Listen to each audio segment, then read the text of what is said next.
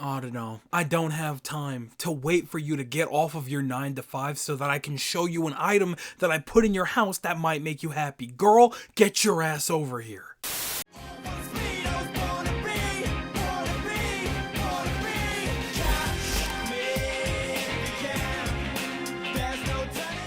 That was good, yo. Soul here, and welcome back to the story mode. So, if it wasn't clear, I've decided to give you guys just a little bit of a breather in regards to Pokemon Winds and Waves. Just for today though, we have a lot to talk about still before that game releases. For the time being though, I thought it'd be nice and chill to just have a little sit-down conversation about the Pokemon game that is currently sweeping the nation by storm. There are very few video game releases that I have seen throughout my lifetime that I would consider an absolute anomaly. Sonic 06 back in the day set standards for video games to never sink to. Smash Ultimate is now something of a golden standard for how crossovers can work in modern gaming. Breath of the Wild completely ripped open the open world formula and inserted itself, creating something entirely new. And Animal Crossing just so happened to be the absolute most perfect video game at the absolute perfect time. And in a lot of similar ways, Pokopia just so happens to be in a very similar position.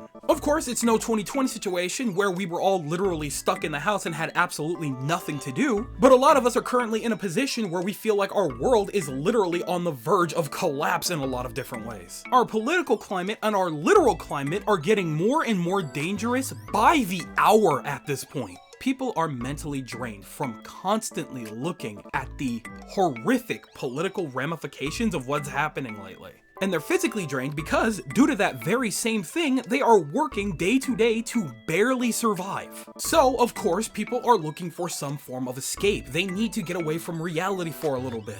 And what better way to do that than with something like Pokopia? Taking the most adorable aspects of Pokemon and shoving that into a sandbox life sim is probably one of the most genius aspects ever. Games like this one, when handled properly, have almost infinite replay value. And I think that it's far from crazy to say that this game is extremely well developed and handled with plenty of care, considering the fact that it is now considered a console seller. This game is moving Switch 2 units like IHOP pancakes on free pancake day. It is genuinely insane. I have people in my life that have gone out of their way to pick up a Switch 2 solely for Pokopia. My fault for having any kind of doubt when it came to that price tag. I underestimated the people. That's my bad, gang. So here we are, just a couple of weeks later. I have finally managed to hit credits for this game, and I just wanted to have a little bit of a chit chat about this game. This isn't going to be like a traditional review or a good and bad aspect or anything like that. I just wanted to chat about aspects that I enjoyed and things that I thought were interesting in regards to this game. I'll explain why I didn't do that in just a moment, but for now, grab a nice cold glass of squirt. Do you drink that? I enjoy a squirt every now and again. Make sure to grab it from the fridge though, because you don't need ice, because ice is awful and it sucks and it's terrible. So just make sure to grab a cold one from the fridge. Keep indulging in that sweet tooth. Grab some Seismitoad patties to dip into your ice cream while we talk a little bit about Pokopia in a semi-organized discussion format. First thing that I want to make clear, I wasn't even entirely sure I was gonna end up picking this game up. I know, some of y'all are sitting there pointing at your screens right now. Soul, how could you do that? That is so incredibly irresponsible. You are literally a PokeTuber. This is Pokemon content. What are you thinking? And you know what? You're completely right in feeling that way, because that's exactly the thought process that made me end up picking the game up to begin with. That and a little bit of FOMO. Here's the thing about me. I have never really cared much for life sim or sandbox games to a large extent. I'm one of the few people who Minecraft just doesn't do anything for. I've never really cared for that game, but I can definitely see why people are so enamored with it. But even to a lesser extent, I've never cared about something like The Sims. I don't even really like Grand Theft Auto that much. And I think one of the reasons for that is because games like that, sandbox, life sim, or otherwise, don't really have an end. Minecraft is something that can go on endlessly. You could do whatever you want, whenever you want, however you want. And that's incredible. That's awesome, but it is simply overwhelming for me. In games like The Sims or Stardew Valley or something along those lines, you have a set group of people whose lives you are completely in control of, and that's crazy because you're essentially playing God. Animal Crossing absolutely fits within that criteria as well, but again, it was a product of its time and we needed something to gravitate towards, and it was the perfect social game to play with our friends. Simple as that. But even then, before New Horizons, I did not care for Animal Crossing like that. And the moment Persona 5 Royal dropped, I didn't touch Animal Crossing pretty much ever again. Point is, at the end of the day, these are not really games that have ever appealed to me that much. I truly have tried time and time again to play these games, to get into them as much as I could, but they just never really gravitated with me. And I think that's okay. Just like I, or maybe you, have plenty of people in our lives that would never play something like Persona, or Kingdom Hearts, or Final Fantasy.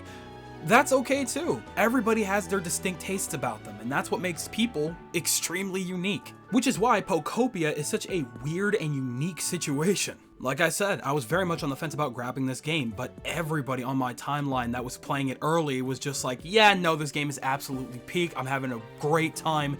This game is the one. And I'm like, really? Like, it's that good? And I was like, hey, you know what? Screw it. I could do a couple of late night streams. I could get a couple of videos maybe out of this. Let's just see what the hell Pokopia is about. First off, one of the most fun, random, impromptu streams ever. It was so much fun just chilling out and hanging out with you guys that did show up.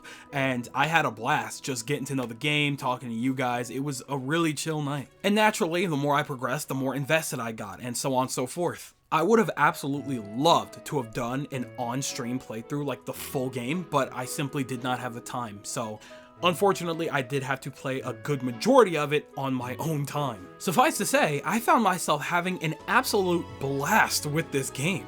Cleaning up the world a little bit, meeting all of the Pokemon that have been residing here silently waiting for the humans to come back. Making friends, building homes, raising the environment level. It's a really addictive loop. Easily one of the weirdest things Pokemon has ever done with the IP, but I'm super glad that they did it and gave Koei Tecmo of all people the go-ahead to do something like this. And the specific reason that they gave Koei Tecmo the go-ahead to do this, I recognized almost immediately. This game is, more or less, a refined reskin of Dragon Quest Builders. I know not a single person in my life who has ever touched Dragon Quest Builders 1 or 2 outside of me. And even then, I didn't even play those games to completion. But taking a massive IP like Dragon Quest and turning it into an RPG sandbox, you know, it was at least halfway into my wheelhouse, so I needed to see what the hell was going on with that. Suffice to say, cool ass games with a lot of neat concepts. Pokemon Pokopia is Dragon Quest Builders 3. There's no ifs, ands, or buts about that. The primary difference here is that the camera's a lot closer and there's no real RPG elements. You are never fighting wild Pokemon or trying to protect your town or anything like that like you would in Dragon Quest Builders. There's no danger for you to have to fight off. In this version of post-apocalyptic Kanto, every single one of these Pokemon, for whatever reason, is extremely friendly. Future me, remember to edit a little bit of a spoiler warning at the beginning there. Even all of the legendary Pokemon that you come across are like, wow, this is crazy, all the Pokemon are coming back, but that's super chill.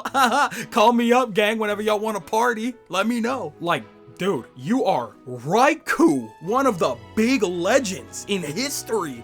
You start the party. You let us know. That's crazy! Suffice to say, it's almost like they took all of the action and RPG elements out and decided to completely improve upon the social aspect. The only real fight you ever need to worry about is seeing how comfortable somebody is in their own home. Before the game had released, I did have a wish list video that I wanted to do talking about Pokopia, and one of the things on that wish list was hoping that they had some form of RPG mechanics where we could battle wild and aggressive Pokemon to protect our towns or whatever. Oh my god, I am so glad they did not do that. That is a stupid idea, and it barely worked in Dragon Quest Builders, because building an entire town or a home of any kind means that it could easily be destroyed by enemies that want to terrorize you. I'm very much glad I never had to worry about fighting off a Tyranitar to protect my homes. The aspect of making all of the Pokemon friendly means that all you had to worry about was just keeping them happy, and I think that is the coziest possible situation that you could imagine. Which is funny because people have been comparing this game to the likes of Animal Crossing, and the thing is, a lot of people who have played both this game and Animal Crossing tend to say that Pokopia is better. And maybe I'm a little biased here, but I'm a little inclined to agree. The thing about Animal Crossing specifically is that it leans more heavily towards the life sim aspect. Yeah, sure, you are decorating towns and building homes and inviting people into your island, but it's not really to the same degree. Frankly, it feels almost unfair to even compare the two because the thing about Pokopia is that it leans much more heavily into its sandbox aspects. Obviously, yes, the Pokemon in and of themselves are the most important part. However, you have so much freedom in how you go about building your town and homes and things like that most people will probably tell you that Animal Crossing barely holds a candle in that aspect. But the problem here is that its social aspects are just so much better than Animal Crossing's, especially New Horizons. In the latest game, when it comes to the villagers, most of them follow the same handful of archetypes. You've got the sassy ones, you've got the cocky ones, you've got the sweet ones, you have the motherly ones, and so on and so forth. But in Pokemon, it's almost like pretty much every single one of them has their own unique and distinct personality. Yeah, there are certain cases where some of them do share very similar dialogue aspects, a lot of them say yo and stuff like that, but I don't think that's too unrealistic to real life considering the fact that a lot of us say yo and bro and things like that. I don't think it's all that ridiculous. But it's really interesting because running into these Pokemon is exactly what you'd expect too. Talking to Slowpoke for the first time, you get that exact precise kind of aloof and carefree personality you were expecting from a Pokemon like that. Of course, there are the ones that catch you off guard like Southern Kyogre or Blastoise, but you know, they're kind of fitting and it's really funny, so I don't think anybody's thinking twice about that. Suffice to say, the Pokemon feel a lot less copy and paste than that of the characters in Animal Crossing do. And that's the primary thing that gives this game the edge over Animal Crossing for a lot of people. These Pokemon have wants, they have needs, they have complaints, they have unique personalities. They want to play games, whether it's with you or with other Pokemon that are living in the same town. They feel so much more realistic than that of the aimless wandering of the villagers in Animal Crossing games. Okay, maybe I can't speak for City Folk, I didn't play that one, but definitely a lot more than New Horizons, that's for damn sure. So this may be a little extreme to say, but personally, Pokopia almost makes Animal Crossing feel like something of a tech demo. But again, maybe it's unfair of me to compare the two games. They are completely different after all, so maybe we should just leave it at that. I will say though, one thing that Pokopia has over a lot of the other sandbox games that I've mentioned so far is the fact that it has actual lore for me to hunt down. While you could absolutely just completely ignore the story and just play the game as a sandbox, build your pretty fun little towns and things like that, it can be kind of hard to completely ignore it considering the fact that it is ingrained within the progression. The entire idea is that you are playing as Ditto, a Ditto that desperately misses their trainer. So much so that they transformed into them just so they could feel close to them again. You stumble upon Professor Tangrowth, who also has absolutely no idea what's happened to the humans. They have been alone for a very long time at this point. You take your trainer's old Pokédex and venture out into the world to find out what's going on with all the Pokemon, where are they staying now, and how can you make them comfortable enough to stick around. Throughout this journey, you are refurbishing a very destroyed Kanto region bit by bit. Your goal here is to make it so that the Pokemon are comfortable and happy in their living spaces. And in doing so, hopefully, eventually the humans will feel like it's safe enough and comfortable enough to come back, and they will. You gradually, over the course of your playthrough, find out what's happening with the humans through all of the little journals that are left around. Through those, the tablets, and the newspapers, you find out very quickly what actually happened to the Kanto region and why the people needed to leave. I'm not going to delve too much into the story right now because I know that there's a lot of people that are still very much working on their towns before focusing on any form of story, but it's really interesting, really sad, cool stuff though overall. That little bit of lore and story was enough to motivate me to play through this game to its fullest and find out what the hell was going on with the Kanto region, because this entire situation is insanity for the Pokemon universe. And I mean, I think it just straight up has to be an alternate timeline. Right? Because if in any capacity this is linked to the mainline universe that we know and love, how is that possible? It's so fascinating and I love it. But even if it's not, I'm really happy that they gave them the freedom to go ahead and just play around with the universe and see what they could come up with in this potential alternate timeline where situations just made it so that humans and Pokemon had to be separated. And because of the way that the story is given to you, I think that they did do a very good job of striking a bit of a balance. The story and gameplay essentially never interfere with each other. If you want to focus on one or the other, you have absolute free reign to do do that. And then once you're done with one, it's so easy to access the other because you could just put all of your focus into that. In my case, story and lore has always been one of my primary driving forces when it comes to games. So most of the creative elements absolutely took a backseat for me because I was more interested in finding out what happened to the story, what happened to the people. But now that I've done that, that itch is completely scratched and I could focus a lot more on the gameplay elements. But again, that itch is kind of scratched, so I mean, I might delve more into it, but there's a lot of games that I really want to play, dude.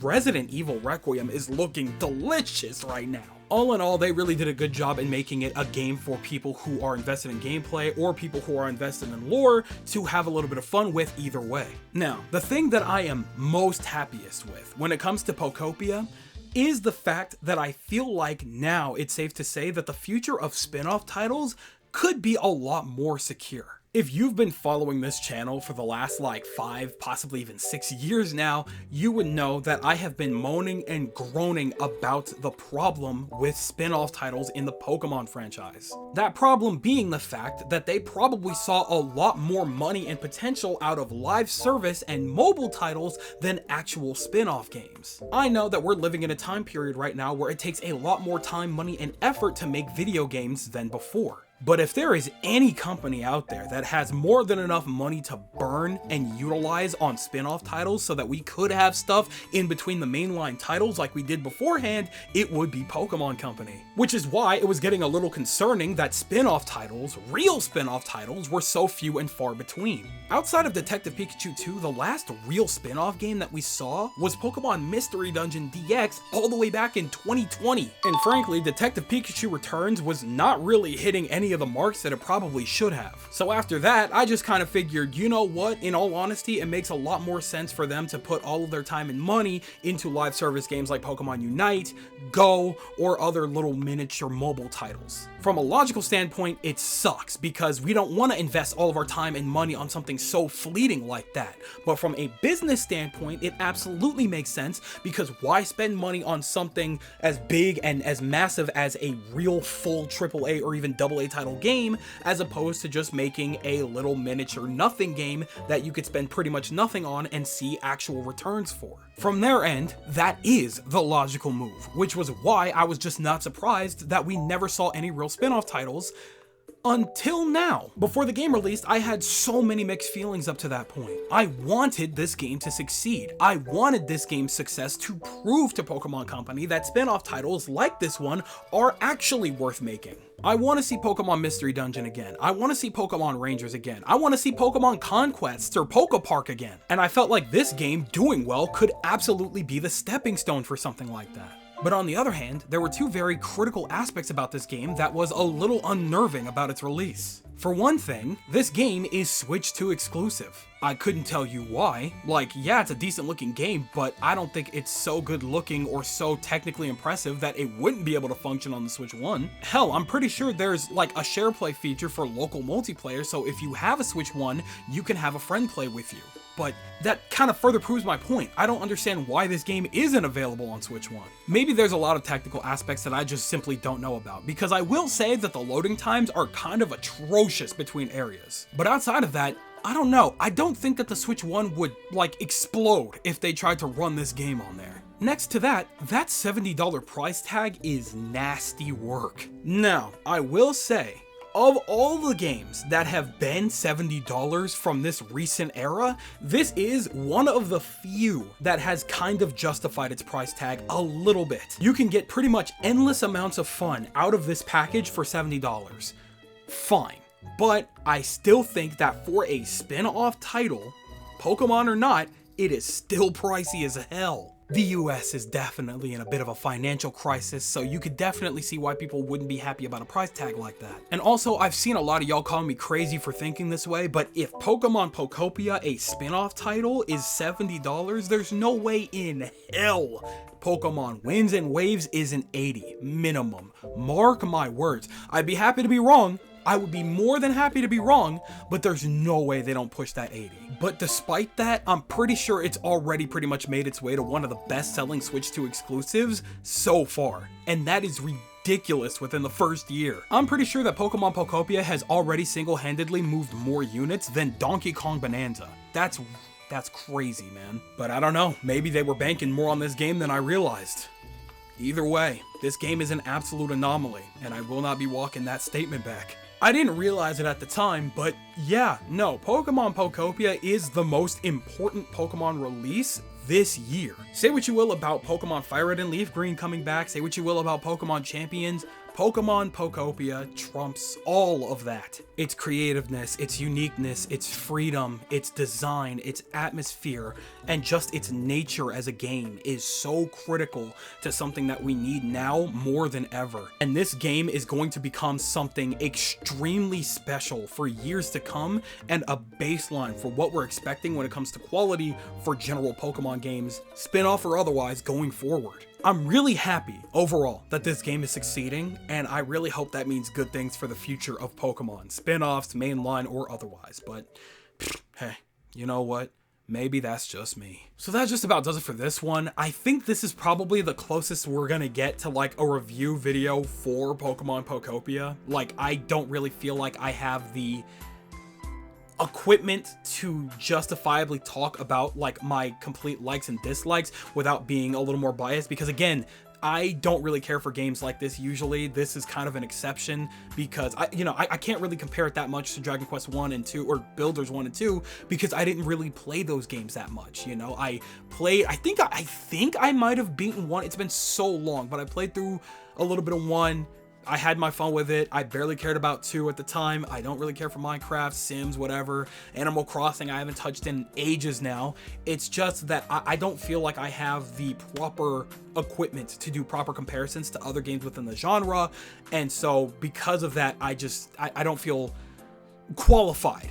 You know what I'm saying? I do think, though, that overall it's a very good game, and if you are picking up a Switch 2 in Pokopia, you are going to have a blast. If you're considering it, nobody I know so far has been disappointed when they have gotten their hands on it, and even if you are surprisingly disappointed by it, you will definitely thank yourself later, because there will eventually be games on the Switch 2 that you will be happy about more. But, I mean, you know, I guess maybe it sucks to have felt like you wasted your money now, but I highly doubt it. You could get so much out of Pokopia, it's ridiculous. So how you feel about it is up to you, but overall I think that this is a very solid Switch 2 exclusive, easily one of the best that they've released so far, and I think we have a lot look forward to when it comes to the future of Pokemon. So we'll leave it at that, but I'm passing the mic over in your direction, and I want you guys to tell me everything that you're thinking in the comment section below. Do you agree that Pokemon Pokopia is one of the most important releases in franchise history? You think that it has done a very good job in giving us something really, really special? We have a lot to look forward to because of this, and this game is absolutely just going to go down in history as a very critical game.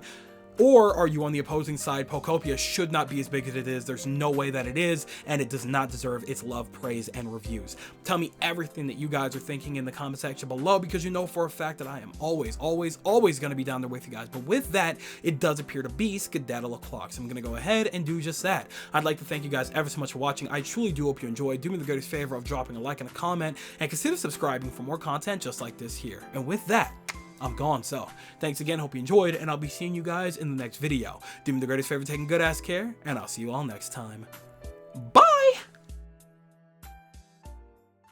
I stay funky, doing donuts in a bin. I stay funky, battle goes wherever I am. I stay funky, I don't know who's ready to spit. Just know you're going down where my 58 clips. I stay funky, honey's taking back to the crib. I stay funky, get the club popped off like pins.